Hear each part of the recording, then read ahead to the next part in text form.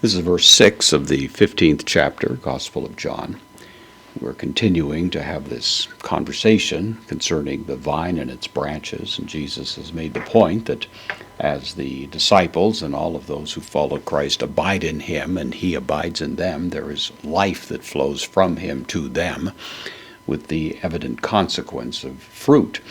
Then he takes up the contrary example here with respect to branches that do not bear fruit, and so we have Ian, which is going to take the subjunctive. We'll find it here along with the negation, so literally if not. Idiomatically comes over into English as unless, so either way works.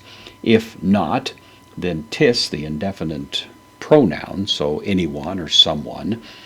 So if not someone, mene, from meno, I remain. This is the third person singular, present active subjunctive. So if someone does not remain, does not abide in the context of the preceding conversation, in emoi, preposition takes the dative, first person dative singular pronoun. So if someone does not remain in me, then ablethe, this is from balo, to cast. This is the third person singular aorist passive indicative, so it is cast. Exo, this is an indeclinable adverb, it means out or outside, so it is cast out. Hos, this is a conjunction, it means as, or in the same way as. To klema, the word we've seen earlier, the branch. So it's cast out as the branch. And this is the one that doesn't abide in the vine, of course, it's cast out. And then we have exerinthe. This is from zerino. It means to wither. I wither would be the simple sense of it. In this case, it's in the passive, so it's the third person singular aorist passive indicative. So it is cast out, passive here, and it is withered. Not surprisingly, when it's cut off from its source of life, it dies, shrinks up, of course. Kai, the connective, sunagusen. Third person plural, present active indicative of sunago, I gather together, so they gather together, auto or auta.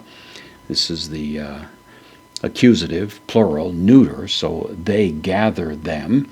He doesn't say who gathers them, but we can gather it's those who work in the vineyard, gather them. Kai, the connective, ace, preposition, takes the accusative, to pur. So into the fire, poor, of course, like a pyromaniac, that idea comes over into English, into the fire. Balusen, same word as here, only this is the present active indicative, third person plural, so they cast them. Kai, kaieta, this is from the word that means to burn. It's in the passive, so kaio would be to burn. Kaietai means they are burned, again in the present indicative. So if one does not bear fruit, then as a vine, they're going to be removed from the situation, wither up, cast into the fire, burned up, and so on. Of course, there's been a fair amount of conversation among interpreters. Does this refer to someone losing the status of their salvation? That would be the Arminian view. Does it refer to those who never were really partaking properly in Christ in the first place? They were in this community but not of it, and so they never were really legitimately belonging to Christ, and this simply becomes evident over time. I'll leave that conversation for a different time, but one way or another, this verse could probably be construed either way on its face.